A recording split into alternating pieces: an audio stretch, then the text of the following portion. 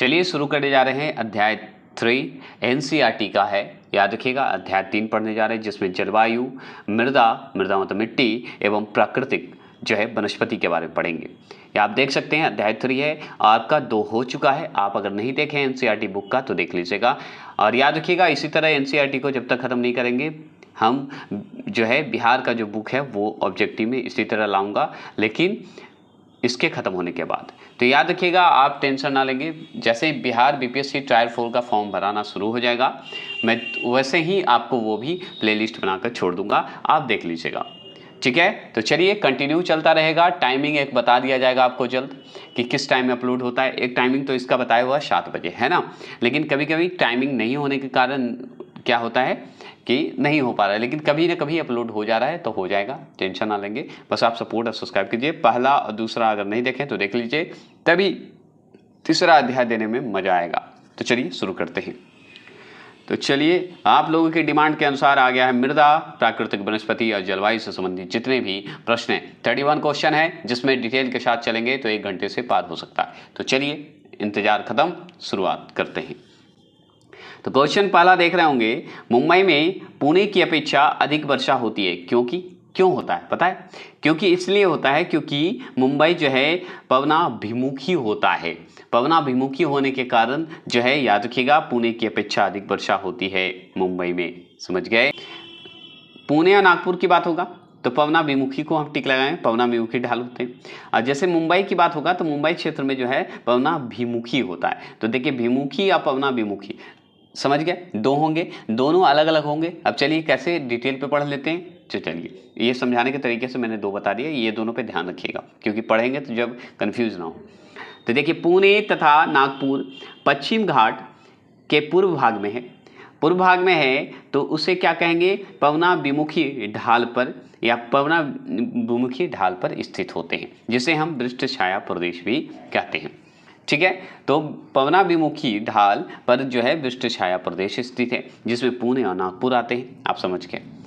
इस क्षेत्र में मतलब किस क्षेत्र में? पुणे और नागपुर क्षेत्र में या पवनाभिमुखी ढाल के क्षेत्र में, ठीक है, या वृष्ट छाया प्रदेश में, कोई भी 3 ऑप्शन में क्षेत्र में जो है क्षेत्र की ऊंची ऊंची पर्वतीय चोटी के कारण मानसूनी हवा इन क्षेत्रों में नहीं पहुंचती है। ठीक है, मानसूनी हवा जो है नहीं पहुंचती। क्यों? क्योंकि ऊंची ऊंची चोटी मतलब पर्वत चोटी है, इसलिए नहीं पहुंचता है। किधर? पुणे और नागपुर तरफ, ये ध्यान रखिएगा। और उसी को कहते हैं पवनाभिमुखी कहते हैं। ये भी समझ गए आप? समझ गया कि नहीं? ठीक है, अब चलिए बात करते हैं। नहीं पहुंचती, यहाँ तक पढ़ लिया। परिणाम स्वरूप इस क्षेत्र में कम वर्षा होती है। इसी के कारण जो है वर्षा कम होती है। कहाँ? पुणे और नागपुर में वर्षा कम होती है। क्यों होती है? पवनाभिमुखी के कारण होता है, क्योंकि ऊंची ऊंची पर्वत चोटी है और इसके कारण मानसून की हवा जो है उस क्षेत्र में नहीं पहुंचती है, इसलिए वर्षा कम होती है। ये आप पढ़ लिए। अब मुंबई में वर्षा क्यों होती है, ये सवाल बनता है। तो मुंबई में वर्षा ज़्यादा क्यों होती है? क्योंकि वहाँ पे पवनाभिमुखी है। भिमुखी को याद रखिएगा, भिमुखी ढाल है, पर स्थित है। एक तटीय प्रदेश है और ये तटीय प्रदेश है। मुंबई जो हमारा है एक तटीय प्रदेश है, आप जानते हैं। और यहाँ पे जो है पवनाभिमुखी ढाल है, इसलिए मतलब पवनाभिमुखी ढाल पर स्थित है कौन? मुंबई, ये ध्यान रखना है। और यह एक तटीय प्रदेश है। ठीक है, पुणे और नागपुर जो है कौन से ढाल पे है? तो पवनाभिमुखीय ढाल पे है। और मुंबई जो है पवनाभिमुखीय ढाल पे है। समझ गए? दोनों सेंस में मैं बता रहा हूँ। इसलिए क्या होता है कि पुणे में मतलब मुंबई में पुणे की अपेक्षा अधिक वर्षा होती है।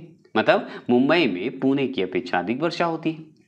ये समझ गए? अब चलिए, किसी पर्वत श्रेणी के पवन विमुखी ढाल मतलब पवन विमुखी ढाल का मतलब आगे जान लीजिए।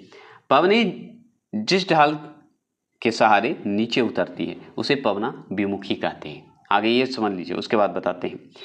तो आप जान लीजिए, जैसे ही पवनाभिमुखी का मतलब होगा तो आपसे पूछेगा पवनाभिमुखी क्या है, तो वो पवने जो कि ढाल के सहारे नीचे उतरती है, ठीक है, उसे पवनाभिमुखी कहेंगे। अब चलिए, तो देखिए किसी पर्वत श्रेणी का पवनाभिमुखी ढाल जो है पर स्थित क्षेत्र जहां औसत वर्षा अपेक्षाकृत अल्प होता है। अल्प मतलब कम होता है, क्योंकि देखिए नीचे उतर रहा है पवन, जो है क्या हो रहा है, सहारे नीचे उतरता है ढाल के सहारे। किसके सहारे? पवनाभिमुखी के सहारे। इसी कारण जो है यहाँ पे वर्षा अल्प मात्रा में होता है, ये आप जान गए। ठीक है, ये समझ गए। अब चलिए, अब सवाल आपसे और क्या पूछेगा कि इसे वृष्टीय छाया प्रदेश कहलाता है, और इसे पवनाभिमुखी कहिए या वृष्टि छाया प्रदेश कह सकते हैं। समझ गए? तो पवनाभिमुखी को कहा जाता है, याद रखिएगा। तो इसे रेन शैडो एरिया भी कहते हैं।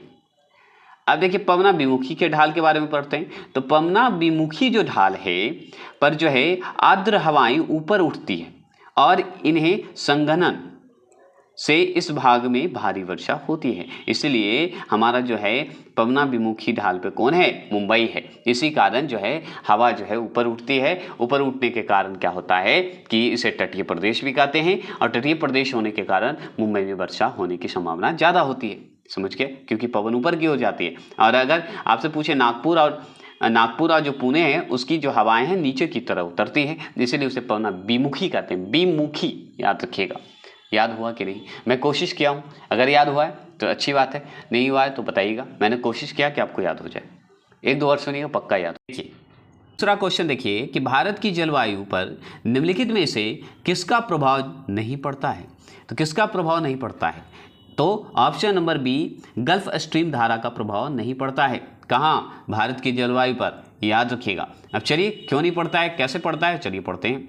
तो देखिए जो भारतीय प्रायद्वीप है वो हिंद महासागर में अवस्थित है। सच में बात है, हमारा जो भारत है वो भारतीय जो प्रायद्वीप है हमारा वो हिंद महासागर में अवस्थित है, मतलब स्थित है, जिस पर मानसून और भूमध्य रेखा का प्रभाव पड़ता है। किसका पड़ता है? मानसून का प्रभाव पड़ता है, भूमध्य रेखा का प्रभाव पड़ता है। ठीक है।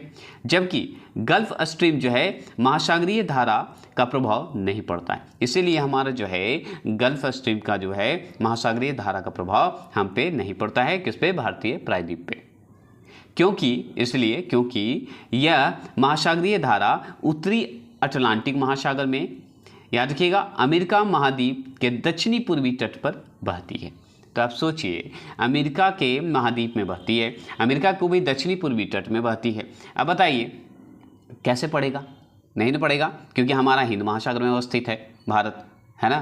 तो याद रखिए, तो ये कहाँ है गल्फ स्ट्रीम? तो उत्तरी अटलांटिक महासागर में है, याद रखिएगा। और उत्तरी अटलांटिक महासागर होने के कारण क्या होता है कि अमेरिकी महाद्वीप के दक्षिणी पूर्वी तट पर यह बहता है। कौन? गल्फ स्ट्रीम धारा। समझ के होंगे। चलिए, ये तो सिंपल था, है ना।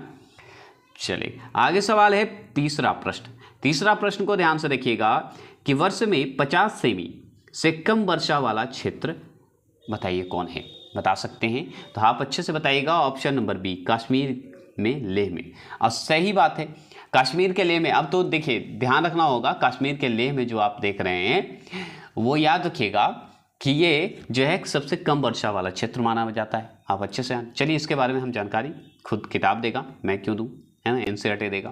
तो देखिए भारत में 50 सेमी से कम वर्षा वाले क्षेत्र पश्चिमी राजस्थान, पश्चिमी गुजरात, दक्षिणी आंध्र प्रदेश, कर्नाटक, पठार, तमिलनाडु, हरियाणा, पंजाब और जम्मू कश्मीर है।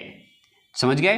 तो मतलब भारत में अगर 50 सेमी से कम वर्षा वाला क्षेत्र अगर आपसे पूछे तो सबसे पहले क्या आप याद रखिएगा? पश्चिमी राजस्थान को, फिर पश्चिमी गुजरात को याद रखिएगा, दक्षिणी आंध्र प्रदेश को, दक्षिणी आंध्र प्रदेश को भी, आंध्र प्रदेश को याद रखेंगे लेकिन दक्षिणी आंध्र प्रदेश को, कर्नाटक पठार को याद रखिएगा, वहाँ भी कम होता है, 50 सेमी से कम वर्षा होती है। तमिलनाडु में भी याद रखिए 50 सेमी से कम वर्षा होती है, हरियाणा में भी, पंजाब में भी और कश्मीर में भी होता है कम वर्षा 50 सेमी से। ऐसे याद कर लीजिएगा। अब देखिए ये क्षेत्र या तो मानसून पवनों की दिशाओं में नहीं पड़ते या फिर उसकी जो है पहुंच से दूर रहते हैं, इसीलिए जो है वर्षा कम होती है, 50 सेमी से कम वर्षा होती है। समझ गए? वर्षा तो होती ही है, 50 सेमी से कम वर्षा होती है। चौथे प्रश्न को ध्यान में रखते हुए बताइए कि दक्षिण पश्चिम मानसून कब तक पूरे देश में सक्रिय हो जाता है? बताएंगे दक्षिण पश्चिम अगर मानसून की बात करेगा तो आप बताइए कब तक पूरे देश में सक्रिय हो जाता है? बताएंगे पूरे देश में सक्रिय हो जाता है तो हम ऑप्शन नंबर डी 15 जुलाई को हो जाता है। कब होता है? 15 जुलाई को। चलिए इसका डिटेल पढ़ते हैं, चलेंगे। इसी तरह आपका बिहार का भी बुक मैं लाने वाला हूं, याद रखिएगा।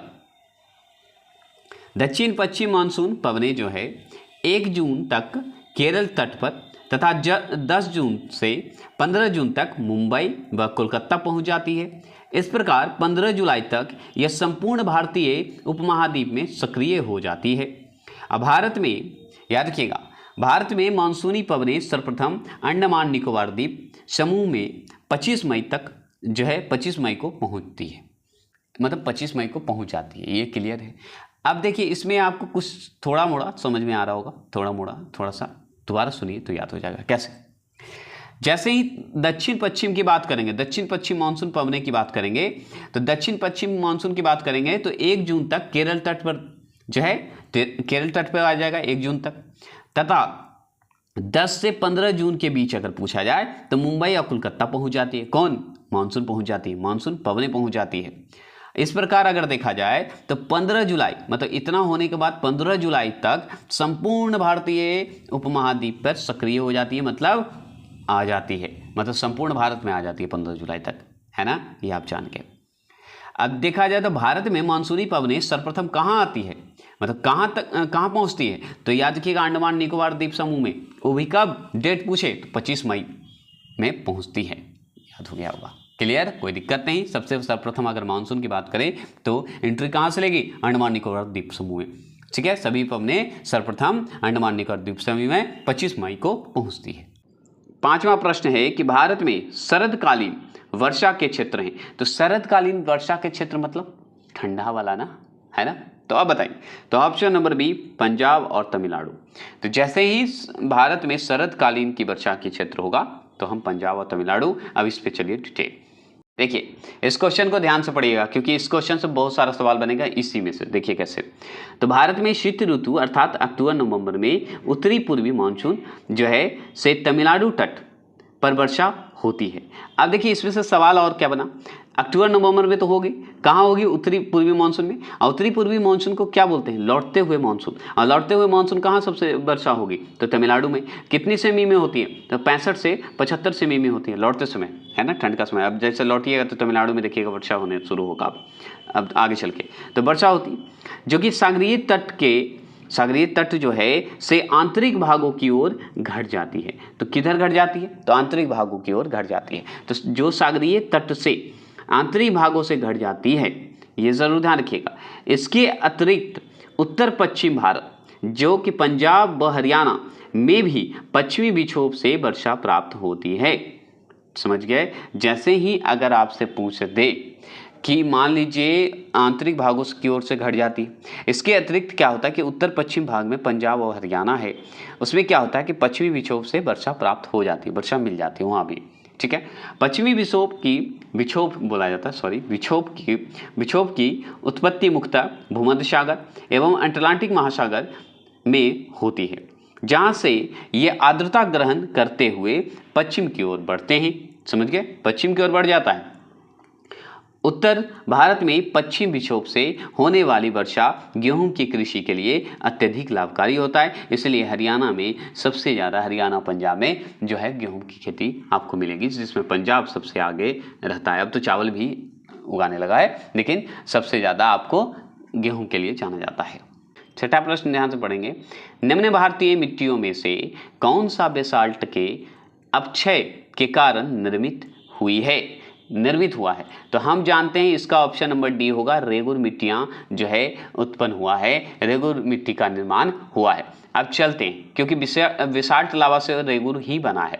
अब रेगुर को क्या कहते हैं, और भी रेगुर का दूसरा नाम है, आप अच्छे से जानते हैं। चलिए इसके बारे में हम खुद डिटेल लेते हैं। तो देखिए, भारत में रेगुर मिट्टियां, मतलब रेगुर जो सॉइल बोला जाता है, मिट्टी को सॉइल बोलते हैं, मृदा भी बोलते हैं, है ना। मिट्टियां का निर्माण जो है बेसाल्ट लावा, याद रखिए बेसाल्ट लावा के अपक्षय के कारण हुआ है, एकदम हुआ है, बेसाल्ट के लावा के अपक्षय के कारण हुआ। काली मिट्टी तो बोलते हैं, कपासी मिट्टी बोलते हैं, या उष्णकटिबंधीय चेरनोजम, क्या बोलते हैं? चेरनोजम मिट्टियां भी के नाम से भी जाना जाता है।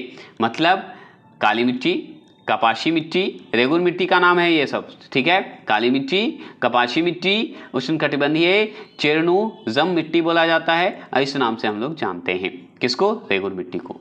ठीक है, रेगुन मिट्टी को जानते हैं। अब चलिए, दक्कन पठार के ऊपरी भागों में विशेष रूप से यह महाराष्ट्र में काली मिट्टी मिलेगा, मध्य प्रदेश में मिलेगा, गुजरात में मिलेगा, कर्नाटक में मिलेगा, ये मिट्टियां पाई जाती है। तो याद रखिएगा, रेगुन मिट्टी पूछते हैं कि कहाँ कहाँ मिलता है, कौन कौन से राज्य में भारत के, तो महाराष्ट्र में, मध्य प्रदेश में, गुजरात में, कर्नाटक में। नहीं तो ये भी पूछ देगा कि काली मिट्टी कहाँ कहाँ मिलता है, तो महाराष्ट्र में बता दीजिएगा, मध्य प्रदेश, गुजरात और कर्नाटक में। पूछ देगा कपासी मिट्टी किसको कहते हैं, तो काली मिट्टी को। या रेगुन मिट्टी किसको कहते हैं, कपासी मिट्टी को।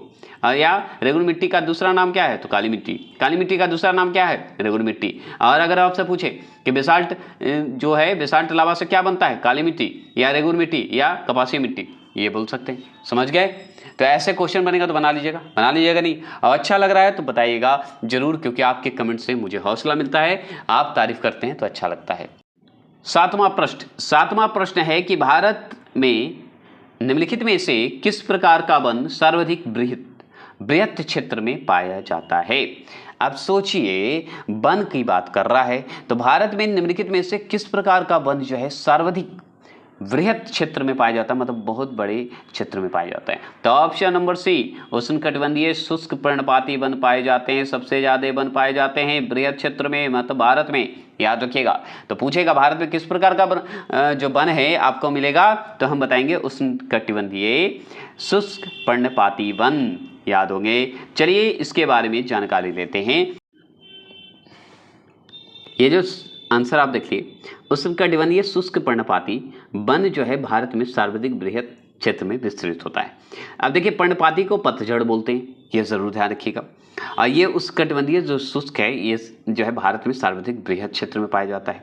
याद रखिएगा, जिसमें सागौन और साल जो है इन वनों के महत्वपूर्ण वृक्ष हैं। किसके? उष्णकटिबंधीय शुष्क पर्णपाती वन के। सागौन और साल का पेड़ जो है बहुत इंपॉर्टेंट है। कि उष्णकटिबंधीय शुष्क पर्णपाती, सागौन और साल पढ़ लिए।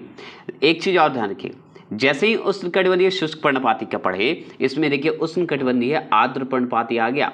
और ये आर्द्र पर्णपाती जो है दूसरा सर्वाधिक क्षेत्र में विस्तार वाला वन है। आर्द्र वाला मतलब भारत में आर्द्र जो पर्णपाती वन है वो याद रखिएगा दूसरे नंबर पे आता है, पहले में हमारा शुष्क पर्णपाती वन आता है। याद रखिएगा। और इन दोनों वनों मतलब उष्णकटिबंधीय शुष्क पर्णपाती वन और उष्णकटिबंधीय आर्द्र पर्णपाती वन, ठीक है, को सम्मिलित रूप से मानसूनी वन मतलब मानसून फॉरेस्ट कहा जाता है। तो दोनों को अगर देखा जाए तो दोनों को मिलाकर अगर सम्मिलित किया जाए तो उसे हम मानसून वन के नाम से भी जानते हैं, कहते हैं, समझते हैं। कदम चलिए आगे चलते हैं। 8वें प्रश्न की बात करते हैं। 8वां प्रश्न है कि भारत में निम्नलिखित में से वह कौन सा फल चक्र है जो जून जुलाई में प्रारंभ होता है और जिसमें धान, ज्वार और बाजरा, ठीक है, आदि मुख्य फसलें उगाई जाती है। तो उसे क्या कहेंगे? तो उसे खरीफ फसल कहेंगे। अब इस क्वेश्चन को आप सोचिए ना, कितना घुमाया है। डायरेक्ट पूछता है ना कि धान कौन से फसल में आता है, खरीफ की रबी, तो हम बताते खरीफ फसल में। ज्वार भी आता है किसमें? खरीफ फसल में। बाजरा किसमें आता है? खरीफ फसल में। तो धान, ज्वार और ये। और जून जुलाई में कौन सा जो है प्रारंभ होता है फसल चक्र में? तो खरीफ फसल ही तो जून जुलाई में होता है, जो कि जाके कटेगा बाद में, है ना। याद रखिएगा, जो कि अभी शुरू हो चुका है, धान हो चुका है, कटने का टाइम आने वाला है। चलिए तो इसके बारे में हम जानकारी इससे लेते हैं, एनसीईआरटी बुक से क्या बोलता है ये। चलिए, वर्षा ऋतु में उगाई जाने वाली फसल को खरीफ फसल जो है कहते हैं, खरीफ फसल कहते हैं, ठीक है। ये जून जुलाई में बोई जाती है, हम अच्छे से जानते हैं, तथा सितंबर अक्टूबर में काट ली जाती है। लीजिए, सितंबर अक्टूबर आने वाला, सितंबर आ गया है, अक्टूबर आएगा, उस समय काटी जाएगी, ठीक है।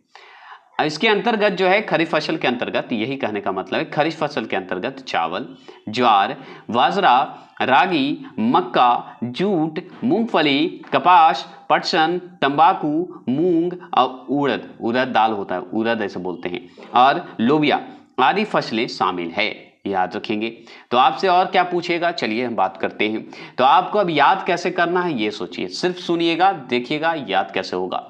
तो देखिए, आपसे सबसे पहले पूछता है कि भाई खरीफ फसल में जो है, खरीफ फसल कब लगाई जाती है?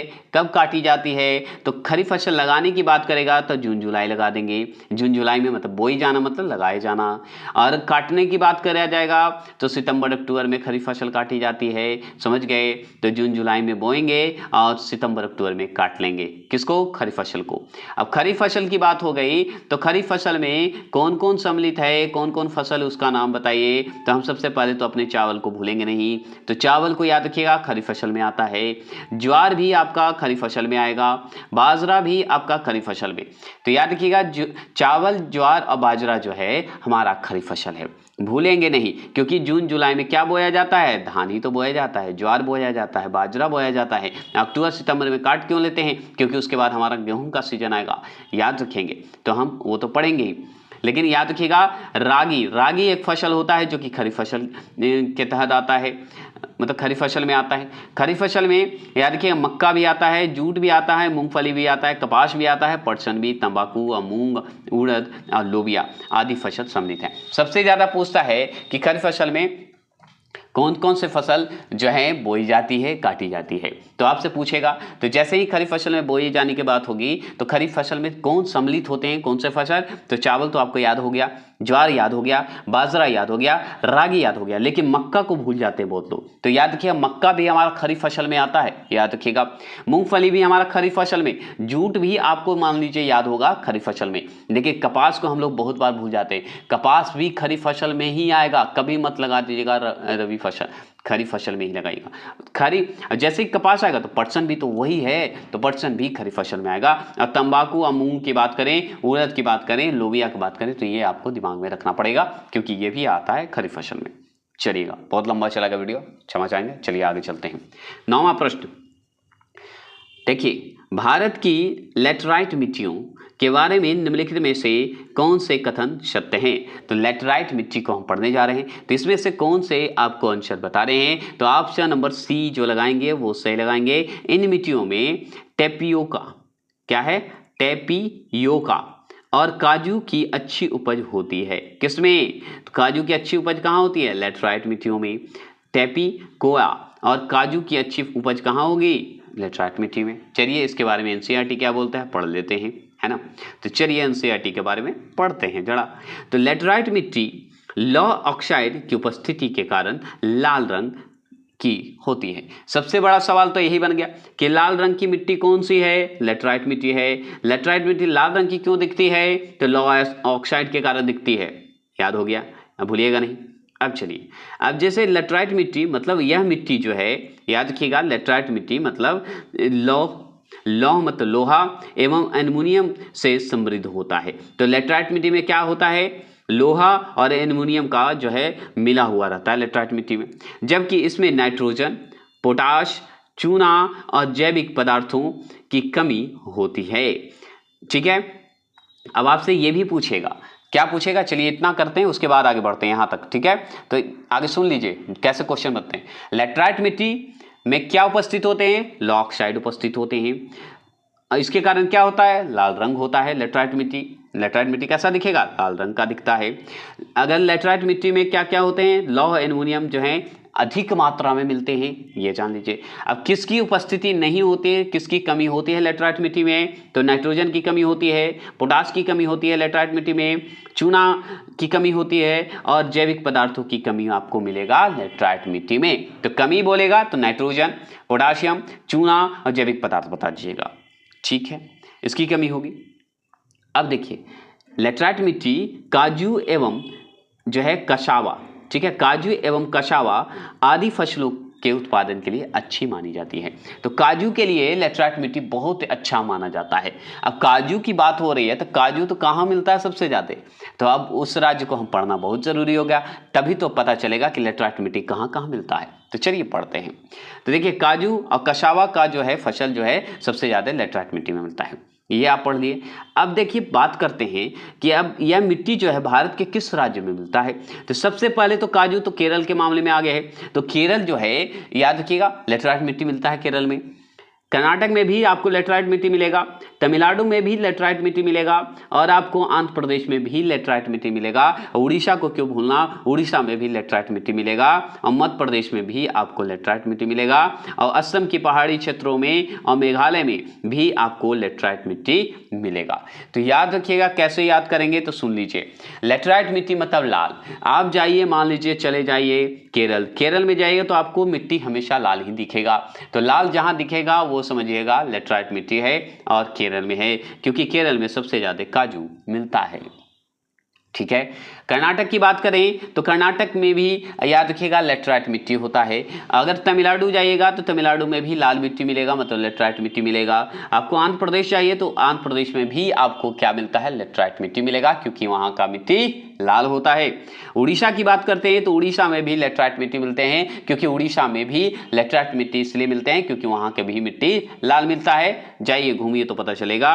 और मध्य प्रदेश की बात करें तो मध्य प्रदेश की बात करें तो वहां भी लेटराइट मिट्टी मिलता है आपको।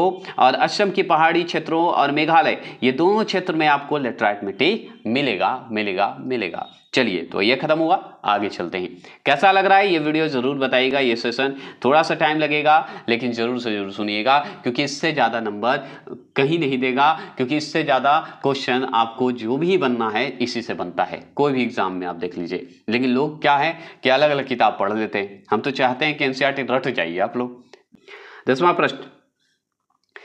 प्रश्न की बात करें, निम्नलिखित में से, याद रखेंगे, निम्नलिखित में से किस अवधि के दौरान बंगाल की खाड़ी में बार बार उष्णकटिबंधीय चक्रवात आते रहते हैं? अब बताइए कौन सी अवधि, मतलब समय पूछ रहा है, बताइएगा। तो ये अक्टूबर नवंबर में आता है। उष्णकटिबंधीय चक्रवात आते हैं, कहाँ आते हैं, बंगाल की खाड़ी में आते हैं। अब चलिए इसके बारे में एनसीईआरटी खुद बताएगा, मैं क्यों बताऊं। तो चलिए, उष्णकटिबंधीय चक्रवात जो है कर्क रेखा एवं मकर रेखा के बीच जो है उत्पन्न होने वाले चक्रवात हैं, याद रखिएगा। ठीक है, जो कि भारत में प्रायः लौटते हुए मानसून से अक्टूबर नवंबर महीने के दौरान बंगाल की खाड़ी में उत्पन्न होता है। इस चक्रवात से उड़ीसा, आंध्र प्रदेश और तमिलनाडु आदि राज्यों को प्रभावित होता है। अब सोचिए, जब लौटते हुए मानसून जो होता है, लौटता हुआ मानसून जो कि अक्टूबर नवंबर में लौटता है, लौटवे करता है ना, जिससे कि बंगाल की खाड़ी से उत्पन्न होता है। और ये जो बंगाल की खाड़ी से जो चक्रवात उत्पन्न होते हैं वो जो है उड़ीसा, आंध्र प्रदेश और तमिलनाडु को प्रभावित करते हैं। सुने होंगे कि अक्टूबर नवंबर में बाढ़ आ जाता है, तो यही कारण है। ठीक है, और याद रखिए उष्णकटिबंधीय चक्रवात जो है कर्क एवं मकर रेखा के बीच जो है उत्पन्न होने वाला चक्रवात है। इन दोनों के बीच के मामले की बात होती है, इसके कारण हो जाता है। समझ गए, ये तो समझ गए। चलिए आगे चलते हैं। देखिए 11वां प्रश्न को ध्यान से देखेंगे। जहां तक कृषि मंत्रालय के सरकारी वर्गीकरण का संबंध है, भारत में कितने सूक्ष्म कृषि जलवायु क्षेत्र हैं? अब मान के चलिए डायरेक्ट इसी क्वेश्चन को यही समझिए कि सरकार के तहत कितना माना जाता है। बताइए कृषि जलवायु, सूक्ष्म जो कृषि जलवायु का बताइए कितना माना जाएगा। तो हम बताएंगे ऑप्शन नंबर सी 127। कितना बताएंगे? 127, 127। ठीक है, चलिए ये जो देख रहे हैं कृषि मौसम विभाग के अनुसार देखा जाए, मतलब सरकार का ही है ये, तो कृषि मौसम विभाग के अनुसार भारत में कुल 127 सूक्ष्म कृषि जलवायु क्षेत्र है। ठीक है, क्लाइमेट जोन कहते हैं जिसको, जबकि 15 मुख्य बृहद कृषि जलवायु प्रदेश है। मतलब 15 मुख्य रूप से, बृहद रूप से, मतलब बड़े स्तर पे कृषि जलवायु प्रदेश है। इसका प्रमुख आधार प्रदेश जो है विशेषकर देखा जाए तो विशेष की भौतिक दशाओं के साथ साथ वहाँ जो है अपनाई जा रही कृषि विधियां हैं। ठीक है, मतलब कहने का मतलब देखिए कुल 127 सूक्ष्म कृषि जलवायु क्षेत्र है। ठीक है, जबकि 15 मुख्य बृहद कृषि जलवायु प्रदेश है। याद रखिएगा, ये मैंने बता चुका हूँ, अभी रिपीट कर रहा हूँ सिर्फ कि याद हो जाए। चलिए 12वां प्रश्न है कि निम्नलिखित में कौन सी मिट्टी जो है चाय बागानों के लिए उपयुक्त है? तो चाय बागानों के लिए कौन उपयुक्त है, बता सकते हैं तो बताइएगा जरूर। तो जैसे ही पूछे निम्नलिखित में कौन सी मिट्टी जो है चाय बागानों के लिए उपयुक्त है, तो जैसे ही चाय बागानों की बात होगी तो अम्लीय क्षेत्र बोल देंगे। क्या बोलेंगे? अम्लीय क्षेत्र, अम्लीय मिट्टी चाय बागानों के लिए उपयुक्त है, बात करेंगे। ठीक है, मिट्टी याद रखिएगा। तो चलिए इस पर पढ़ते हैं। तो देखिए चाय एक उष्ण एवं उपोष्ण कटिबंधीय पौधे हैं। मतलब चाय जो है उष्ण तो है ही, उपोष्णीय कटिबंधीय भी है। ठीक है, पौधा है। इसके उत्पादन मतलब चाय का उत्पादन के लिए 25 डिग्री से लेकर 30 डिग्री सेल्सियस तापमान तथा 200 से 250 सेमी वार्षिक वर्षा आवश्यक है। समझ गए? मतलब कहने का मतलब है कि अगर चाय आपको करना है मतलब उगाना है तो चाय के लिए सबसे बड़ी बात है कि ये 25 डिग्री और 30 डिग्री सेल्सियस तापमान और तथा 200 से 250 सेमी वार्षिक वर्षा आवश्यक होना जरूरी है। ठीक है, और ये चाय एक तरह से उष्ण और उपोष्ण कटिबंधीय पौधे हैं माने जाते हैं। ये जरूर ध्यान रखिएगा, ये पूछा था इसलिए दोहराए। अब चाय की कृषि की बात हो मतलब इसके कृषि के लिए गहरी, याद रखिए गहरी सुप्रवाहित ठीक है, प्रवाहित बोला जाता है, अम्लीय एवं उर्वरक मिट्टी की आवश्यकता होती है जिसमें फास्फोरस, पोटाश, लोहाश और ह्यूमस प्राप्त जो है, याद रखिएगा ह्यूमस प्राप्त मात्रा में होना चाहिए। ठीक है, और ये जो है दार्जिलिंग एवं नीलगिरी की पहाड़ियों में जो है अपने चाय बागानों के लिए प्रसिद्ध है, जिसमें नीलगिरी की चाय जो है बहुत ही प्रसिद्ध माना जाता है। ऐसे दार्जिलिंग का भी चाय अच्छा है, लेकिन नीलगिरी की चाय जो है आजकल का ट्रेंडिंग चल रहा है, पी के देखिए अच्छा लगेगा। समझ गए? तो ये जरूर ध्यान रखिएगा। तो ये हो गया होगा आपको याद, नहीं हुआ तो सुन लीजिए दोबारा। कैसे बता देता हूँ, क्या पूछ सकता है सवाल सबसे ज्यादा एनसीईआरटी। तो देखिए आगे तो समझ जाइए कि किस क्षेत्र में सबसे ज्यादा होता है। तो दार्जिलिंग एवं नीलगिरी पहाड़ी फेमस है चाय के लिए, आप जान लीजिए। अब भारत की बात कर रहा है, याद रखेंगे। और अगर बात करिएगा तो चाय जो है कौन से पौधे होते हैं, तो उष्ण और उपोष्ण कटिबंधीय पौधे होते हैं, ये सवाल पूछता है। चाय के उत्पादन के लिए कितने डिग्री टेम्परेचर होना चाहिए, तो 25 डिग्री से 30 डिग्री सेल्सियस तापमान होना चाहिए, ये हो गया। अगर पूछे वार्षिक वर्षा पूछे कितना बताइएगा, तो 200 से 250 सेमी वार्षिक वर्षा आवश्यक है, एकदम याद रखिएगा, ये हो गया। अब इसकी खेती की बात किया जाए, कृषि की बात किया जाए, तो गहरी होनी चाहिए, सुप्रवाहित होनी चाहिए, अम्लीय होना चाहिए, यही तो पूछा था, अम्लीय होना चाहिए, एवं उर्वरक मिट्टी की आवश्यकता होती है। किसके लिए? चाय उत्पादन के लिए। तो ये आप जान गए। सबसे ज्यादा पूछता है कि चाय उत्पादन के लिए इसमें क्या जो है पर्याप्त मात्रा में होना चाहिए, तो फास्फोरस होना चाहिए, पोटाश होना चाहिए, लोहाश होना चाहिए और ह्यूमस जो है पर्याप्त मात्रा में होना चाहिए, ये हो गया। अब ये दार्जिलिंग और नीलगिरी पहाड़ी में होता है, ये हो गया। तो याद होगा कि नहीं, हमको ये जानना है बस। 13वां प्रश्न की बात करें, निम्न में से किसे जंगल की आग कहा जाता है, तो जंगल की आग कहा जाता है किसको बता सकते हैं, तो हम बताएंगे ऑप्शन नंबर सी, ब्यूटिया मोनोस्पर्म को, ब्यूटिया मोनोस्पर्म को कहते हैं, याद रखेंगे। तो चलिए इसके बारे में जानते हैं क्या है। तो देखिए पलाश, ठीक है, पलाश को ही कहा जाता है ब्यूटिया मोनोस्पर्म कहते हैं। तो मोनोस्पर्म का दूसरा नाम पलाश है, जो कि हिंदी में है। नामक वृक्ष जो है, वृक्ष के लाल रंग के आकर्षण फूलों के कारण इसे जंगल की आग मतलब फ्लेम ऑफ द फॉरेस्ट भी कहा जाता है। पलाश के फूल को उत्तर प्रदेश का राजकीय पुष्प जो है घोषित किया गया है, देख रहे हैं। तो अब सोचिए, ऐसे सवाल अगर आपसे पूछे पलाश क्या है, किसका राजकीय है, कौन से राज्य अपनाया है, बताइएगा भारत का कौन सा राज्य अपनाया है तो राजकीय पुष्प के रूप में, तो पलाश को उत्तर प्रदेश। अब पलाश को अगर इंग्लिश में मान लीजिए दे दे तो ब्यूटिया मोनोस्पर्म बोलते हैं, तो पूछ देगा कि बताइए कि ब्यूटिया मोनोस्पर्म जो है किसका राजकीय पुष्प है, तो क्या भूल जाइएगा, नहीं, उत्तर प्रदेश। याद रखिए, हो सकता है पलाश की जगह पे इंग्लिश शब्द दे दे तो गलत नहीं होना चाहिए, ठीक है, ये हो गया। अब सवाल है कि पूछेगा पलाश जो है उसका दूसरा नाम क्या है, तो ब्यूटी मोनोस्पर्म है, ठीक है। ये जो है क्यों भाई, क्यों ये फेमस है, तो हम जानते हैं क्योंकि ये वृक्ष जो है लाल रंग के आकर्षण फूलों के कारण होते हैं, इसमें लाल रंग के फूल होते हैं इसलिए आकर्षण होते हैं, इसलिए जंगल की आग कहा जाता है, फ्लेम ऑफ द फॉरेस्ट भी कहा जाता है, इसलिए कहा जाता है। समझ गए? चलिए ये तो सिंपल था, आप समझ गए होंगे। देखिए 14 प्रश्न है, राल जो है प्राप्त होता है, तो राल जो होता है जिसे रेजिन बोलते हैं, रेजिन भी बोला जाता है, रेजिन भी, ठीक है। तो राल जो होता है प्राप्त होता है ऑप्शन नंबर ए, चीड़ के वृक्ष से, चीड़ बोला जाता है, चीज नहीं, चीड़ के वृक्ष से, कभी कहीं चीज भी दे देता है तो कंफ्यूज मत होइएगा, चीड़ के वृक्ष से, चीड़ का पेड़ होता है, ठीक है, याद रखिएगा। तो याद रखेंगे राल की बात करें तो राल जो है गोंद के, याद रखिए गोंद के समान हाइड्रोकार्बन युक्त द्रव है जो कि वृक्षों की छाल एवं लकड़ियों से प्राप्त होता है। अन्य वृक्षों की तुलना में याद रखिए चीड़ जैसे कोनधारी वृक्षों से राल अधिक मात्रा में उत्पन्न होता है। इसका प्रयोग जो है गोंद बनाने में, लकड़ी को रोंगने में, ठीक है, तारपीन का तेल बनाने में, सुगंध और याद रखिएगा अगरबत्तियां बनाने के लिए की जाती है।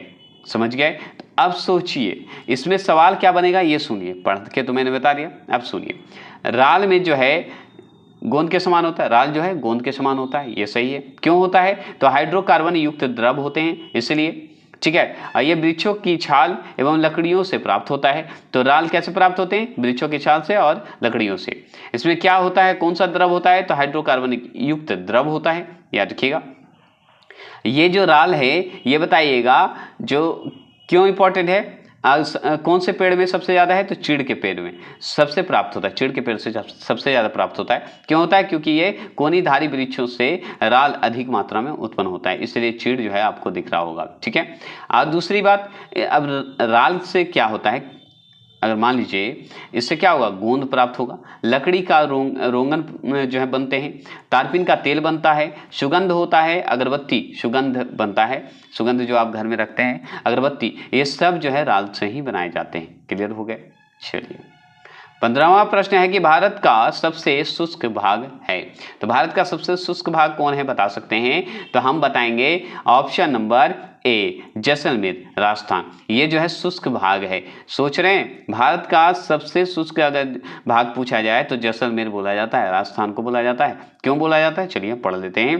तो देखिए भारत में पश्चिम राजस्थान का जैसलमेर सबसे शुष्क क्षेत्र है जहां 10 सेमी से भी कम वर्षा होती है। इसी कारण 10 सेमी से कम वर्षा होती है, इसलिए माना जाता है जैसलमेर को शुष्क क्षेत्र।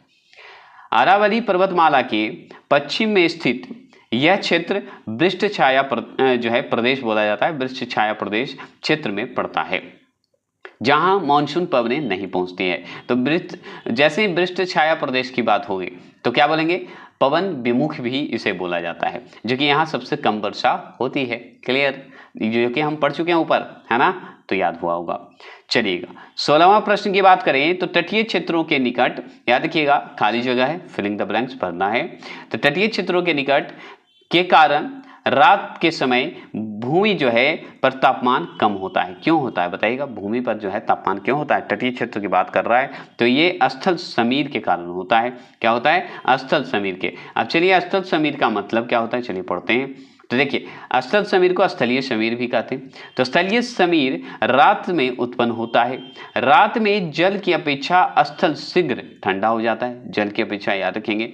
अतः समुद्र पर अगर बात करें निम्न दाब तथा धरातल पर उच्च दाब बन जाता है। समझ गए? मतलब समुद्र पर निम्न दाब और धरातल पर उच्च दाब बन जाता है, इसलिए समझ गए, जिसके फलस्वरूप हवाएं स्थल से समुद्र की ओर क्या होता है, चलने लगती है। इसलिए तटीय क्षेत्रों के निकट स्थलीय समीर के कारण तापमान कम हो जाता है। समझ गए? ये कारण समझ गए ना? नहीं समझे तो सुन लीजिए। स्थलीय समीर की बात करते हैं। स्थलीय समीर मान लीजिए रात को उत्पन्न होगा ना। अब मान लीजिए समुद्र की बात किया जाए तो समुद्र के पास आप रहिए, उसकी अपेक्षा पता है रात में जल की अपेक्षा अगर बात करें अपेक्षा तो शीघ्र जो है ठंडा हो जाता है। ठीक है, स्थल जो है ठंडा हो जाता है। इतना ही बस याद रखिए, उससे ज़्यादा की आवश्यकता नहीं है, बाद में फिर डिटेल में करेंगे। चलिए 17वां प्रश्न है कि भारत के किस राज्य में सर्वाधिक वर्षा होती है? बताइएगा भारत के किस राज्य में सर्वाधिक वर्षा होगी। लीजिए अब बात करते हैं कि सबसे ज़्यादा वर्षा की बात बोल रहा है तो किसको बोलिएगा? मेघालय को बोलिएगा और किसको बोलिएगा? किसी को नहीं। मेघालय में कहाँ होती है? चलिए आगे पढ़ते हैं। देखिए पूछ रहा है भारत में सर्वाधिक वर्षा पूर्वोत्तर में स्थित जो है मेघालय राज्य के मानिसराम नामक स्थान पर होता है, जो कि हम पढ़ चुके हैं मानिसराम में। यह मेघालय के पूर्वी खासी जिले में स्थित है। कौन? मानिसराम। ठीक है, यहाँ औसत वर्षा अगर पूछा जाए ना, बाप रे बाप, 11 11,872 मिमी होता है, मतलब 11,872 मिमी वर्षा होती है मानेसर में, याद रखिएगा। समझ रहे हैं? तो ये पूर्वी खासी क्षेत्र में पड़ता है, जिले में पड़ता है। और याद रखिएगा भारत का जो है कौन से राज्य में पड़ता है मानेसर? मेघालय में पड़ता है। यहाँ क्या होती है? सर्वाधिक वर्षा होती है। ठीक है, ये याद हो गया होगा। चलिए, जो इंपॉर्टेंट है उस पर ज़्यादा चर्चा कर लेंगे क्योंकि आता है सवाल आता है। पौधे को सबसे अधिक जल किस मिट्टी से प्राप्त होता है? बताइएगा। पौधे को अगर सबसे अधिक जल की बात करें तो किस मिट्टी से प्राप्त होगा? कौन से मिट्टी में? तो चिकनी मिट्टी से सबसे ज़्यादा पौधे को फायदा होता है क्योंकि उसको जल मिलता है चिकनी मिट्टी में, आसानी से वो जो है मिल जाता है। कैसे? तो देखिए, पौधे को सबसे अधिक जल चिकनी मिट्टी से प्राप्त होता है क्योंकि इस मिट्टी में जल धारण की क्षमता जो है सबसे अधिक होती है। जल धारण की मतलब जल जो है अंदर की ओर ज़्यादा प्रवेश करने में आसानी से होती है। जल की धारणा जो है अचानक है, चिकनी पानी पर अब सोचिए ना, पानी चुका है आसानी से निकल जाते हैं, ऐसे भी याद कर सकते हैं, आप पे डिपेंड करता है, तो इस पर चर्चा नहीं करेंगे। 19वां प्रश्न, देश की निम्नलिखित मिट्टियों में से किसे स्वतः जुताई की मिट्टी कहा जाता है? स्वतः जुताई की मिट्टी कहा जाता है, तो किसी को नहीं। ऑप्शन नंबर डी, कपास की काली मिट्टी को, मतलब कपास की रेगुर मिट्टी को भी कह सकते हैं, कपास मिट्टी खुद भी कह सकते हैं, कोई दिक्कत नहीं, क्योंकि कपास की मिट्टी रेगुर मिट्टी को कही जाती है, काली मिट्टी को कही जाती है। तो ये जब जाइएगा ना तो लगेगा कि ऐसे ही, मतलब इसमें हल चलाने की आवश्यकता नहीं है, ऐसे ही ठीक है। ठीक है, तो चलिए इसके बारे में पढ़ते हैं। तो देखिए, काली मिट्टी में तीव्र जल धारणा क्षमता पाई जाती है। जल धारणा जैसे चिकनी मिट्टी, एकदम याद रखिएगा, जल धारणा इसकी क्षमता जो है पाई जाती है। यह भीगने पर जो है ठोस एवं चिपचिपा तथा सूखने पर दरार युक्त हो जाती है। अब काली मिट्टी को जब देखिएगा ना तो आपको दिखेगा काली मिट्टी कि पता है जब भीगेगा तो एकदम भीगने पर क्या है, ठोस एवं चिपचिपा हो जाता है, ठोस भी हो जाएगा चिपचिपा भी हो जाएगा, लेकिन सूखने पर दरार युक्त हो जाता है, दरार जैसा आपको दिखेगा, खेतों में जाएगा ना तो दिखेगा। तथा इसे जुताई की आवश्यकता नहीं रह जाती, जब वर्षा वर्षा होगी तो इसकी जुताई की आवश्यकता नहीं रह जाती, इसलिए काली मिट्टी को स्वतः कृषि मिट्टी मतलब जुताई वाली मिट्टी कही जाती है। तो स्वतः कृषि मिट्टी भी कहा जाता है, याद रखिएगा, बस ऐसे ही याद रखिएगा। काली मिट्टी को क्या कहा जाता है? कपास की मिट्टी भी कहते हैं। और काली मिट्टी का दूसरा नाम रेगुर मिट्टी, ऐसे भी याद कर सकते हैं, जो कि हम पढ़ चुके हैं। 20वां प्रश्न है कि निम्नलिखित में से कौन सा या कौन से कथन जो है उष्णकटिबंधीय सदाबहार वनों के संदर्भ में सत्य है? तो सत्य की अगर बात करें तो इस ऑप्शन के हिसाब से ऑप्शन नंबर बी, याद रखिएगा, इन वन क्षेत्रों में वार्षिक जो वर्षा है 200 सेमी से अधिक होता है, याद रखिएगा। कहाँ? उष्णकटिबंधीय सदाबहार वनों में, और यही आपका सत्य है। असत्य पूछता तो अलग हो जाता, लेकिन सत्य है, तो 200 सेमी से अधिक वर्षा होती है। इन सबसे बड़ी बात बताएं कि उष्णकटिबंधीय सदाबहार वन है, दो वन और क्या पढ़े अभी जस्ट हम लोग पढ़े, तो उष्णकटिबंधीय शुष्क पर्णपाती वन, और एक और है उष्णकटिबंधीय आर्द्र पर्णपाती वन, और ये तीसरा आप देख रहे हैं उष्णकटिबंधीय सदाबहार वन। तो ये जो सदाबहार वन है उष्ण और आर्द्र प्रदेशों में पाए जाते हैं, ये इंपॉर्टेंट है, तो यही तो हम पढ़ रहे हैं। यह वार्षिक वर्षा अगर देखा जाए तो इसमें जो है 200 सेमी से अधिक वर्षा होती है, ये जरूर ध्यान रखिएगा। ठीक है, और सदाबहार वन कहाँ है बता सकते हैं तो कमेंट बॉक्स में करिएगा, नहीं तो आगे चलिए बताते हैं। 200 सेमी से अधिक होता है, और औसत वार्षिक तापमान जो है 22 डिग्री सेल्सियस से अधिक रहता है। उष्णकटिबंधीय वन जो है सघन और विभिन्न स्तरों वाले होते हैं, चूंकि इन पेड़ों के पत्ते गिरने, फूल आने और फल लगने का समय अलग अलग है, इसलिए ये वर्षा भर हरे भरे दिखाई देते हैं। इन वनों में पाई जाने वाली मुख्य वृक्ष जो है प्रजाति कौन कौन है? तो देखिए, ये है रोजवुड है, महोगनी है, एनी है, बोनी है, और मैपल आदि जो हैं आपके क्या हैं? ये आपके क्या हैं? तो ये हो गए आपके, बता सकते हैं, बताइए। तो ये हो गए आपके उष्णकटिबंधीय सदाबहार वन के वृक्ष हो गए, याद रखिएगा।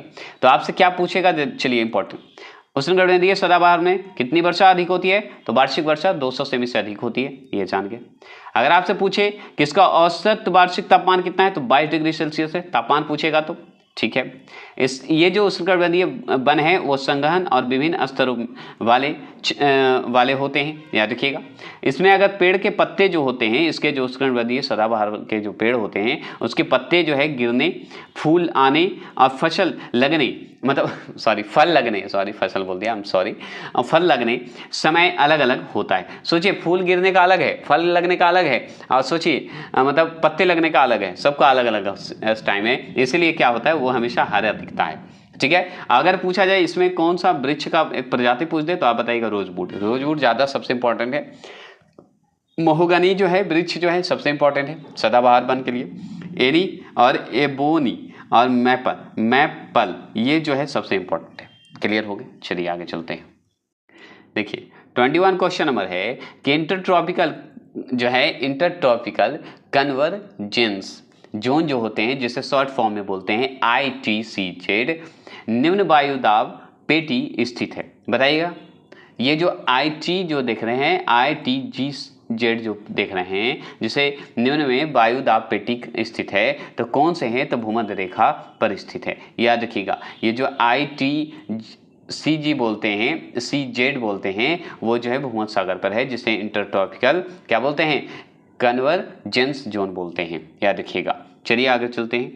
देखिएगा इंटरट्रॉपिक कन्वर्जेंस जोन जो होता है या जिसे अंतर उष्ण अभिसरण क्षेत्र जो भूमध्य रेखीय अक्षांशों पर निम्न दाब का विस्तृत गर्त है। याद रखिएगा जहां उत्तर पूर्व एवं दक्षिण पूर्व से आने वाली व्यापारिक हवा मिलती है, मतलब व्यापारिक हवाएं मिलती है।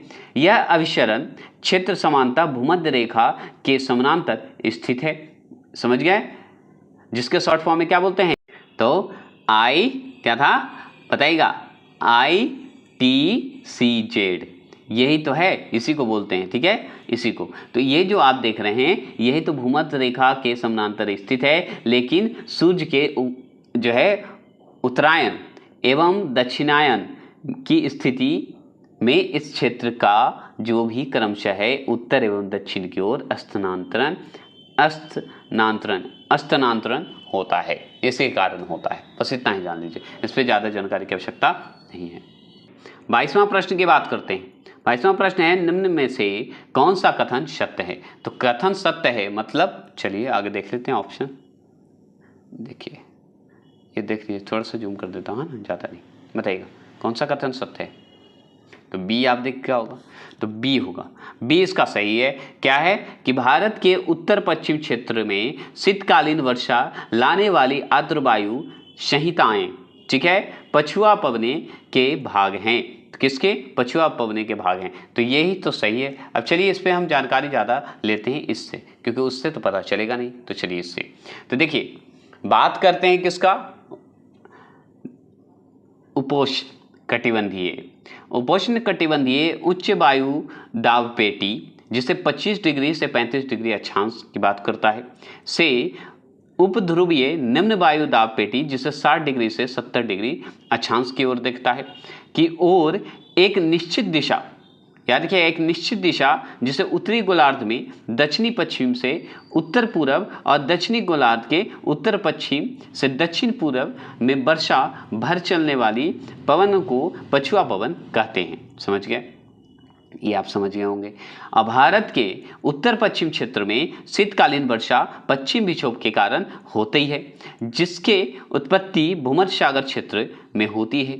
ये पश्चिमी विक्षोभ पछुआ पवन जो है पछुआ पवन के ही भाग हैं। सर्दियों की यह वर्षा रबी फसल के लिए लाभकारी होता है। अब इस चीज़ को तो मैं पढ़ गया, लेकिन इसमें समझ में तो नहीं आया होगा। नहीं समझ में आएगा।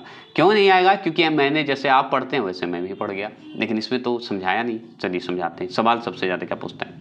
अगर आपसे पूछेगा उपोष्ण कटिबंधीय की बात करते हैं, तो उपोष्ण कटिबंधीय में अगर देखा जाए तो उच्च वायु पेटी, तो उच्च वायु पेटी जो है आपको सबसे पहले अक्षांश पूछेगा कि उच्च वायु पेटी जो होते हैं कितने अक्षांश पे होते हैं? तो 25 डिग्री से 35 डिग्री अक्षांश पर आपको ये मिलेगा।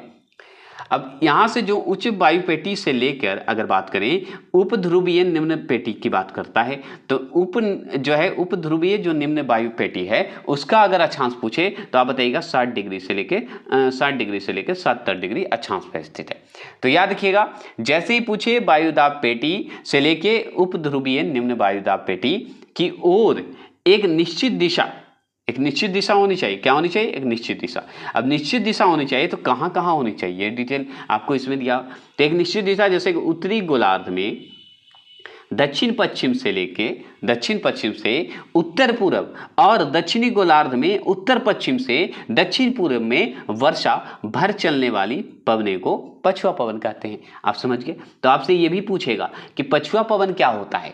तो पछुआ पवन जो होता है याद रखिएगा, पूछेगा तो जैसे ही पछुआ पवन की बात करें तो हम बोलेंगे उत्तरी गोलार्ध में दक्षिण पश्चिम से उत्तर पूर्व और दक्षिणी गोलार्ध में उत्तर पश्चिम से दक्षिणी पूर्व में वर्षा भर चलने वाली पवन को पछुआ पवन कहते हैं। समझ गए? आप तो समझ गए होंगे। हाँ, समझ गए होंगे। भारत में उत्तर पश्चिम की बात करें तो उत्तर पश्चिम जो क्षेत्र में अगर पूछे तो शीतकालीन वर्षा जो है पश्चिमी विक्षोभ के कारण होता है। तो आपसे पूछेगा, ये नहीं पूछेगा ये कि पश्चिमी विक्षोभ क्यों होता है, पश्चिमी विक्षोभ का क्या मतलब है भारत में। तो पश्चिमी विक्षोभ का मतलब है कि उत्तर पश्चिम क्षेत्र में जो शीतकालीन वर्षा होता है उसे हम पश्चिमी विक्षोभ कहते हैं। इसके कारण होता है पश्चिमी विक्षोभ होता है, इसलिए शीतकालीन वर्षा भी होती है। ऐसे भी पूछ सकता है। जिनकी उत्पत्ति भूमध्य सागर क्षेत्र से होती है। पश्चिमी विक्षोभ का समझ गए? किसके? भूमध्य सागर क्षेत्र से उत्पन्न होता है, याद रखिएगा, जो कि शीतकालीन वर्षा होती है, याद रखिएगा। और ये पश्चिमी जो विक्षोभ जो पछुआ पवन जिसे कहते हैं के भी भाग जो है, याद देखिए यहाँ पे थोड़ा सा कंफ्यूजन होगा। ये पश्चिमी विक्षोभ जो है ये पछुआ पवन के ही भाग हैं। समझ गए? जो इतना घुमा कर पढ़ाया वो लास्ट में क्या बोला कि पछुआ पवन किसके भाग हैं? तो पश्चिमी विक्षोभ के पवन हैं और ये शीतकालीन वर्षा के हैं, है ना? समझ गए? और याद रखिएगा, यही पछुआ पवन जो है सर्दियों के वर्षा के नाम से भी जानते हैं और ये आगे चल के क्या होता है, रवि फसल के लिए लाभकारी होता है, जो कि गेहूं आ जाता है। समझ गए? अब याद हुआ, समझ में आया? कोशिश मैंने किया है, समझ में आया होगा तो ठीक है, नहीं तो एक दो बार जरूर सुनिएगा, पक्का समझ में आएगा। मैंने कोशिश किया है। 23 क्वेश्चन की बात करते हैं तो 23 में थोड़ा सा है आपका कंफ्यूजन। क्या होगा कंफ्यूजन? चलिए हम बता देते हैं इसको। तो देखिए 23वां प्रश्न है कि निम्न ऋतुओं को भारतीय कैलेंडर के अनुसार कालक्रमानुसार व्यवस्थित करें। अब कालक्रमानुसार व्यवस्थित करना है तो आपको तो पूरा पढ़ना पड़ेगा। इसके लिए तो आपको बहुत ज़बरदस्त पढ़ना होगा, क्योंकि ऋतु याद करना होगा। बसंत ऋतु, ग्रीष्म ऋतु, वर्षा ऋतु, शरद ऋतु, हेमंत ऋतु और शीत ऋतु, ऐसे आपको याद करना पड़ेगा। तो चलिए इसका आंसर डायरेक्ट बता के हम आते हैं डिटेल पे। तो ऑप्शन नंबर बी जो देख रहे हैं वो सही देखेंगे। सबसे पहले होगा तीसरा नंबर वाला, बसंत आएगा, सबसे पहले आता है। उसके बाद आता है हमारा क्या आता है, ग्रीष्म आता है, या उसके बाद आता है हमारा वर्षा आती है, तब आता है शरद। और सबसे सिंपल आप सोचिए ना, आगे बसंत आएगा तभी तो ग्रीष्म आएगा, ग्रीष्म आएगा तभी तो वर्षा होगी, अब वर्षा होगी तभी तो ठंडा आएगा। दिमाग से भी बना सकते हैं, लेकिन लॉजिक लगाना पड़ेगा। वहाँ पे टाइम नहीं रहता एग्जाम में, इसलिए सोचने में बनता नहीं, इसलिए हम लोग वहाँ पे गड़बड़ा जाते हैं। चलिए अब देखिए पंचांग के हिसाब से अगर बात करें, ज्ञान की प्राप्ति हम लोग लेते हैं तो कैसे लेते हैं, चलिए तो कैसे लेंगे। तो भारतीय पंचांग के अनुसार अगर देखा जाए तो भारत में 6 ऋतुएं होती है। 6 ऋतु होती है। बसंत ऋतु, ग्रीष्म ऋतु, मानसून मतलब जिसे वर्षा ऋतु बोलते हैं, शरद ऋतु, हेमंत ऋतु और शीत ऋतु होते हैं। तो हमारे अगर पूछा जाए कि भारत में कितने ऋतु हैं, तो 6 ऋतु हैं। कौन कौन हैं? तो बसंत हैं, ग्रीष्म ऋतु हैं, मानसून ऋतु जिसे हम वर्षा ऋतु कहते हैं, शरद ऋतु है, हेमंत ऋतु है और शीत ऋतु है जो कि सबसे अंतिम में आता है। चलिए आगे बढ़ते हैं। थोड़ा सा फन करने के चक्कर में बोल देता हूँ तो सीरियस ना लेंगे, चलिएगा। तो जैसे ही भारतीय कैलेंडर के अनुसार अगर पूछे महीने तो ऋतु बताना है। क्या बताना है? ऋतु। तो एक तरफ आपको ऋतु बताने हैं, एक तरफ कैलेंडर के महीने के अनुसार बताने हैं। तो जैसे चैत और बैसाख, आपको लगता होगा कि ये सब सवाल पूछता है, बीपीएससी तो पक्का पूछता है, ये ध्यान रखिएगा। तो चैत और बैसाख की बात करें तो मध्य फरवरी और मध्य अप्रैल, याद रखिएगा। चैत बैसाख जो होते हैं कब आते हैं मंथ, तो मध्य फरवरी, बीच का फरवरी से लेकिन मध्य अप्रैल मतलब बीच के अप्रैल में ये जो चलता है चैत बैसाख चलता है। चैत बैसाख हवा चलता है ना, याद रखिएगा। तो चैत वैशाख जो है वो उस समय क्या कहलाता है, बसंत ऋतु कहलाएगा। उस समय जो आनंद है ना बसंत ऋतु का, मत बोलिए जैसे सरस्वती पूजा आता है ना उसी को बसंत ऋतु बोलते हैं। जैसे सरस्वती पूजा आएगा तो हम लोग बोलते हैं बसंत ऋतु आ गया है ना, तो ये ध्यान रखिएगा। तो जैसे ही चैत वैशाख की बात होगा तो हम याद रखें फरवरी अप्रैल के बीच का भाग याद रखेंगे, मतलब मध्य फरवरी, बीच के फरवरी से और बीच के अप्रैल से, जो कि जिसे हम बसंत ऋतु कहेंगे, ये आप जान गए। अब जेठ आषाढ़ का नाम सुने होंगे। जेठ का आषाढ़ पता है, जैसे ही अप्रैल मध्य अप्रैल खत्म होगा वहां से शुरू हो जाएगा, तो मध्य अप्रैल से लेकर मध्य जून तक चलेगा जेठ आषाढ़, जो कि उसे हम ग्रीष्म ऋतु कहते हैं, जो कि हम लोग झेलते हुए अब आ रहे हैं। वर्षा ऋतु पार भी कर रहे हैं और शीत ऋतु में हम लोग आ रहे हैं, जो कि हम पढ़ेंगे लास्ट में। ठीक है, तो जेठ आषाढ़ तो पढ़ लिए। तो जेठ आषाढ़ पूछा जाए तो जैसे ही मध्य अप्रैल, बीच का अप्रैल और मध्य जून को याद करेंगे ग्रीष्म ऋतु। आपसे पूछेगा कि अब बताइए श्रवण भद्रपद बोला जाता है, श्रवण भद्रपद। ऐसे जेठ आषाढ़, सावन भादो ऐसे बोलते हैं ना, आश्विन कार्तिक, तो ये श्रवण बोला है सावन को, सावन भादो बोला जाता है, भद्रपद बोलते हैं, याद रखिएगा। सावन नहीं बोलते हैं, सावन भादो, जो कि हम लोग वर्षा ऋतु के समय, जो कि हम सावन में जाते हैं हम लोग भोलेनाथ के दर्शन करने, भोलेनाथ का 1 महीना पूरा सफर करते हैं, मस्ती करते हैं, तो उसी को श्रवण कर दिया, श्रवण भद्रपद। श्रवण भद्रपद नहीं बोला जाता है, एक्चुअली हम लोग सावन भादो कर देते हैं। ठीक है, तो याद किया श्रवण भद्रपद, जो कि मध्य जून से लेके मध्य अगस्त की बात करता है। तो मध्य जून की बात, मतलब बीच का जून से मध्य अगस्त की बात करता है, उसे ही तो वर्षा ऋतु कहते हैं। और सावन में वर्षा होता ही है, आप जानते हैं। तो श्रवण भद्रपद तक। अब श्रवण भद्र के बाद आता है आश्विन कार्तिक, जैसे हम लोग सावन भादो बोलते हैं उसी को बोला जाता है, ये जरूर सुन लीजिए।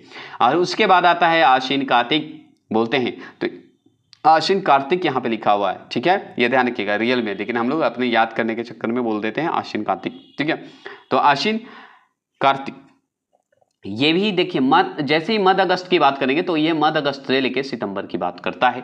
तो सितंबर तक जो है शरद ऋतु आ जाए। अब शरद ऋतु आएगा कि नहीं, अब अगस्त के बाद जो है आपका शरद ऋतु शुरू करता है, जो कि अभी गर्मी बहुत है, अभी भी सितंबर में बहुत गर्मी है।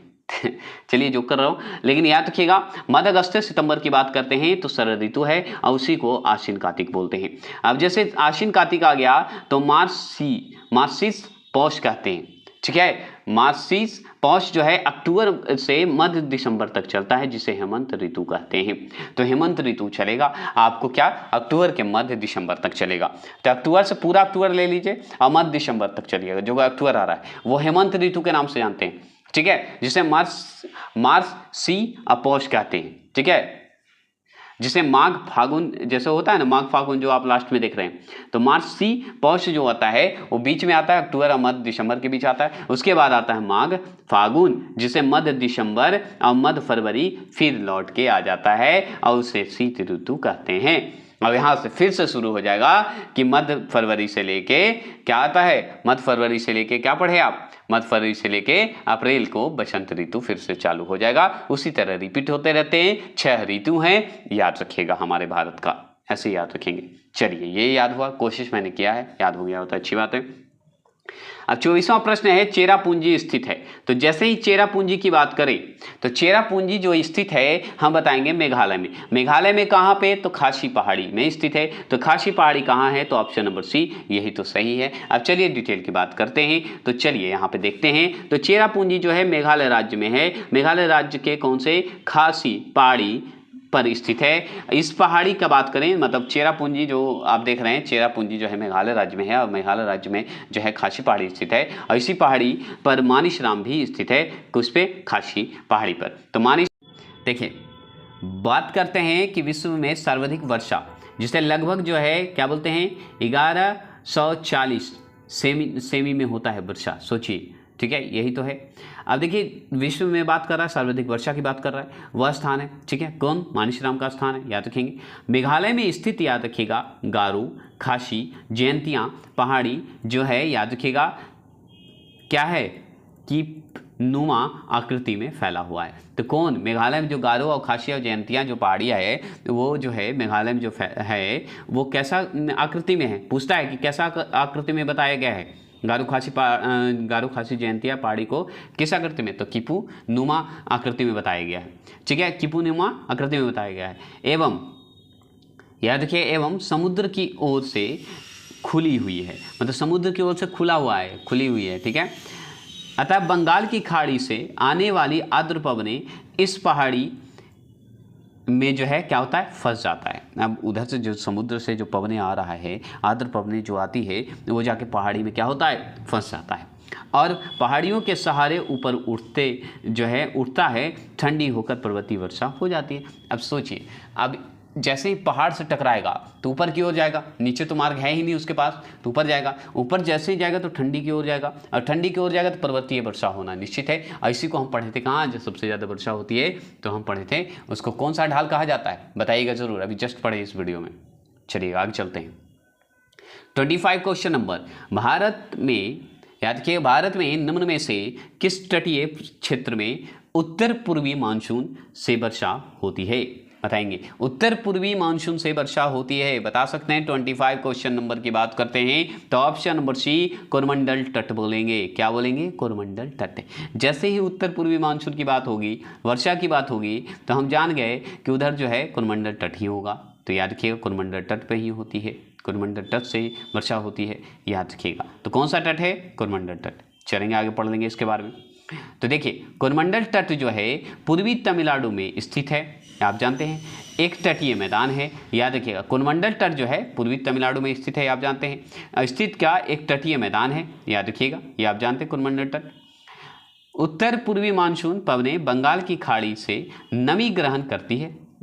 अगर देख लीजिए, उत्तर पूर्वी मानसून जो है, मानसून जो पवनें हैं वो बंगाल की खाड़ी से क्या है, नमी ग्रहण करता है, प्राप्त करता है। इन पवनों को कोरमंडल तट पर पहाड़ों द्वारा अवरुद्ध किया जाता है। सोचिए, कोरमंडल तट पर इसे भेजा जाता है, अवरुद्ध किया जाता है। अब पूर्वी घाट द्वारा निर्मित अवरोध के कारण कोरमंडल तट पर शीत ऋतु में वर्षा हो जाती है। इसी कारण तो शीत ऋतु में वर्षा हो जाती है, आप पढ़ चुके हैं। आगे चलिए, 26 क्वेश्चन नंबर है कि भारत के उत्तर पश्चिम मैदान में पश्चिमी विक्षोभ से शीत ऋतु में होने वाली वर्षा की मात्रा जो है क्रमशः कम होती जाती है। क्यों होती जाती है, कारण क्या है, बता सकते हैं। तो ऑप्शन नंबर इसका बी लगा दीजिएगा, पश्चिम से पूरब की ओर होती है इसलिए हो जाता है। अब इसका डिटेल हम तो नहीं बता सकते क्योंकि एनसीईआरटी खुद बताएगा। देखिए, शीत ऋतु की बात करें तो दिसंबर, जनवरी और फरवरी में भारत के उत्तर पश्चिम मैदान जो है, मैदान भूमध्य सागर की ओर से चलने वाली शीतोष्ण जो चक्रवात है, याद रखिएगा, जिसे पश्चिमी विक्षोभ कहते हैं, से वर्षा प्राप्त करते हैं, याद रखिएगा। इन विक्षोभों को भारत तक लाने में पश्चिमी जेट स्ट्रीम का विशेष योगदान रहता है, ठीक है। स्ट्रीम जो आते हैं उसका सबसे ज़्यादा इंपॉर्टेंट रहता है, स्ट्रीम जो कहिए कि आंधी तूफान जो कहिए, ठीक है, स्ट्रीम, ठीक है। इससे याद रखिएगा, इससे उत्तरी भारत में 5 सेमी तक वर्षा होती है एवं हिमालय पर हिमपात होते रहता है। पश्चिम से पूरब की ओर वर्षा की मात्रा कम होती जाती है इसी के कारण। अब इसमें थोड़ा सा लग रहा होगा बोरिंग, है ना, इसे देते हैं क्या बोलते हैं उसको, तड़का भरते हैं, है ना। तो कैसे भरते हैं, चलिए दिखाते हैं।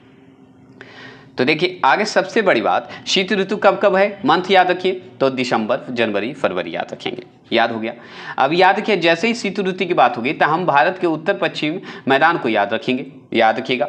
और अगर जैसे ही उत्तर पश्चिम की मैदान की बात करेंगे तो भूमध्य सागर को, याद रखिए, भूमध्य सागर को ओर से चलने वाली, भूमध्य सागर की ओर से चलने वाली, जैसे उत्तर पश्चिम मैदान के भूमध्य सागर की ओर से चलेगी हवा, मान लीजिए, चलने वाली जो है शीतोष्ण चक्रवात से वर्षा प्राप्त कर लेगा। तो शीतोष्ण चक्रवात से वर्षा प्राप्त करेगा, और शीतोष्ण चक्रवात को हम कहते हैं पश्चिमी विक्षोभ कहते हैं, समझ गया, याद रखिएगा। इन विक्षोभों को याद रखिएगा भारत तक लाने में, जो बाहर से आ रहा है भारत में लाना है, तो भारत में लाना है तो पश्चिमी जेट स्ट्रीम का विशेष योगदान होता है भारत में लाने के लिए मानसून को, ठीक है, ये आप जान गए, किसका, जेट स्ट्रीम का, याद रखिएगा। अब पूछेगा इससे, याद रखेंगे क्या है, इससे उत्तर भारत में 5 सेमी तक वर्षा जो है होती है, 5 सेमी तक ही वर्षा होती है, याद रखिएगा। एवं हिमालय पर हिमपात होते रहता है, इसी के कारण, जेट स्ट्रीम के कारण, याद रखिए विशेष रूप से। और पश्चिम से पूरब की ओर जो है वर्षा की मात्रा जो है कम हो जाती है, इसलिए पूरब से पश्चिम की ओर वर्षा कम होती है, बात यही है। अब प्रश्न की बात करते हैं 27वां प्रश्न है कि निम्नलिखित में से कौन सा सुमेलित है। तो जैसे ही 27वां प्रश्न की बात होगी और एक तरफ नगर है और भूकंप क्षेत्र है, तो इसमें ऑप्शन नंबर सी जो है आपका सही है। ये हमको समझ में हमको नहीं आ रहा है क्वेश्चन कैसे पूछ दिया है, लेकिन इसका डिटेल खुद बताएगा। क्या बताएगा, बताते हैं कैसे। तो देखिए ये जो 5 नंबर पे आता है, याद रखिए यहाँ निम्नलिखित में से कौन सुमेलित है, तो श्रीनगर जो है हमारा भूकंपीय क्षेत्र है, 5वें नंबर पे आता है। समझ में आ गया, मुझे तो समझ में आ गया, आपको समझ में आ गया होगा। ये जो 5वें नंबर पे है, हैदराबाद 1 नंबर पे नहीं है। हैदराबाद भूकंप के मामले में 1 नंबर पे कैसे आ जाएगा, उसको बाद में बताएंगे। सबसे पहली बात 5वें नंबर पे आता है, श्रीनगर में भूकंप अगर आता है तो 5वें नंबर पे आता है। चलिए इसके बारे में हम जानते हैं कैसे। तो देखिए भारतीय मानक ब्यूरो ने भारत के भू क्षेत्र को भूकंप जो है प्रवणता की दृष्टि से 4 क्षेत्र मतलब 4 जोन में बांटा है। देखिए भूकंप के मामले में अगर देखा जाए तो 4 जोन में बांटा है। 4 जोन में कौन कौन आते हैं, कैसे आते हैं, चलिए हम बता देते हैं। उसमें भी तीव्रता के अलग आता है कि कौन सी तीव्रता कितने नंबर पे है, कितने आते हैं। तो चलिए आगे पढ़ते हैं। तो जैसे ही भूकंपीय क्षेत्र है और तीव्रता की बात करते हैं, तो अल्प तीव्रता वाले जोन में आते हैं 2 नंबर पे। ठीक है, अल्प तीव्रता जहाँ सबसे कम भूकंप आता है वो जोन 2 में आएंगे। ठीक है, मध्यम तीव्रता क्षेत्र वाले जोन में आते हैं 3 नंबर वाले पे, ये आप जान गए।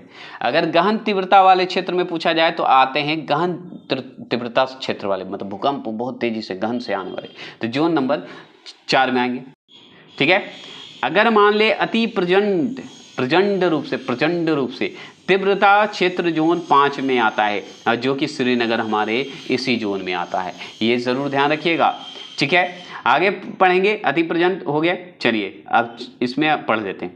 अब देखिए अल्प तीव्रता जोन वाले 2 नंबर पे कितने तीव्रता वाले आते हैं, यहाँ कम होता है इसलिए 6 रिएक्टर में आते हैं, तो 6 रिएक्टर तीव्रता में आते हैं। मध्यम तीव्रता वाला क्षेत्र जोन जो तीसरे में आते हैं वो 7वें रिएक्टर में आते हैं। ठीक है, तीव्रता की बात हो रही है। और छठे वाले कम में आते हैं, याद रखिएगा। गहन तीव्रता वाले क्षेत्र वाले जोन वाले याद रखिए 8वें रिएक्टर में आते हैं।